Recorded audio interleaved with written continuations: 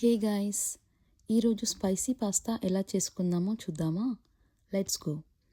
ముందుగా stove on చేసి ప్యాన్లో వాటర్ తీసుకొని పాస్తాని కుక్ చేసుకోవాలి. పాస్తా కుక్ అవుతుండగా ఆనియన్స్, గార్లిక్, గ్రీన్ చిల్లీని చాప్ చేసి పక్కన పెట్టుకుందాం. పాస్తా బాయిల్ అయ్యాక స్టిక్కీగా అవ్వకుండా ఉండడానికి కోల్డ్ వాటర్తో వాష్ చేసుకోవాలి.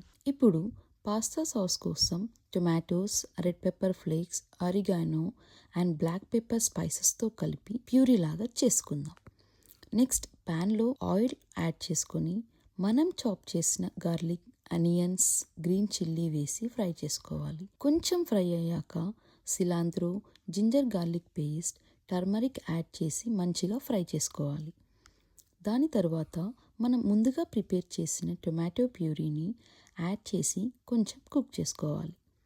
తర్వాత chilli powder, coriander powder, pasta masala and salt add చేసి మంచిగా మిక్స్ చేసుకోవాలి. సాస్ కంప్లీట్గా కుక్ అయ్యాక టొమాటో కెచప్ కూడా యాడ్ చేసి మిక్స్ చేసుకోవాలి.